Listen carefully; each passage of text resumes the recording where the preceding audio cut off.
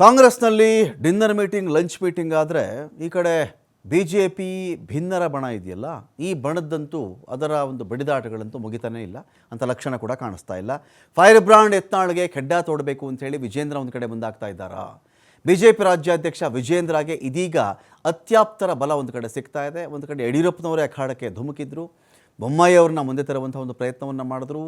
ವಿಜೇಂದ್ರ ಅವರ ಪರವಾಗಿ ಒಂದಷ್ಟು ಅವ್ರನ್ನ ಕಂಟ್ರೋಲ್ಗೆ ತೆಗೆದುಕೊಳ್ಳಿ ಭಿನ್ನರನ್ನ ಅಂತ ಹೇಳಿ. ಇದಾದಮೇಲೆ ಇದೀಗ ರೇಣುಕಾಚಾರ್ಯ ದಾಳವನ್ನು ಹೊರಡಿಸ್ತಾ ಇದ್ದಾರೆ, ಗೊತ್ತಿರತಕ್ಕಂಥ ವಿಚಾರ. ಇದೆಲ್ಲವೂ ಆದಮೇಲೆ ಇದೇ ತಿಂಗಳ ಕೊನೆಗೆ, ತಿಂಗಳಾಂತ್ಯಕ್ಕೆ ಹೈಕಮಾಂಡ್ಗೆ ಕಂಪ್ಲೇಂಟ್ ಕೊಡಬೇಕು ಅಂತೇಳಿ BSY ಆಪ್ತ ಇದೀಗ ಮುಂದಾಗ್ತಾ ಇದ್ದಾರೆ. ಜನವರಿ ಕೊನೆಗೆ ದೆಹಲಿಗೆ ತೆರಳಿ ತಂಡದೊಂದಿಗೆ ರೇಣುಕಾಚಾರ್ಯ ಸದ್ದು ಮಾಡ್ತಾ ಇದ್ದಾರೆ. 10 ಜನ ಹಿರಿಯ ಮಾಜಿ ಶಾಸಕರ ನಿಯೋಗದೊಂದಿಗೆ ವರಿಷ್ಠರ ಭೇಟಿ ಮಾಡುವುದಾಗಿ ಕೂಡ ಹೇಳ್ತಾ ಇದ್ದಾರೆ. ಅಂದರೆ ಮಾಜಿ ಶಾಸಕ ಅಂತ ಹೇಳಿದ್ರೆ ನೆಕ್ಸ್ಟ್ ಮುಂಬರುವ ಶಾಸಕ ಅಂತ ಅರ್ಥ ಮಾಡ್ಕೊಳ್ಬೇಕು ಅಂತ ಅವರ ಅರ್ಥ. ಆಯ್ತಪ್ಪ, ಅವತ್ತು ಮಾಜಿ ಶಾಸಕರಾಗಿದ್ದರು, ನೆಕ್ಸ್ಟ್ ಗೆಲ್ತಾರವರು, ಮಾಜಿ ಅನ್ನೋದಕ್ಕೆ ಅಷ್ಟು ಬೆಲೆ ಇರುತ್ತೆ ಅಂತೇಳಿ ಅವರ ಒಂದು ವಾದ ಇದೆ. 10 ಜನ ಹಿರಿಯ ಮಾಜಿ ಶಾಸಕರ ನಿಯೋಗದೊಂದಿಗೆ ವರಿಷ್ಠರನ್ನ ಭೇಟಿ ಮಾಡ್ತಕ್ಕಂಥ ಪ್ಲಾನ್ ಕೂಡ ಇದೆ. ಅಮಿತ್ ಶಾ ಅವರನ್ನ ಭೇಟಿ ಮಾಡಿ ಮೊದಲಿಗೆ ವಸ್ತು ಸ್ಥಿತಿ ವಿವರಿಸಬೇಕು ಅಂತ ಹೇಳಿ ಈ ಬಣ ಮುಂದಾಗ್ತಾ ಇದೆ.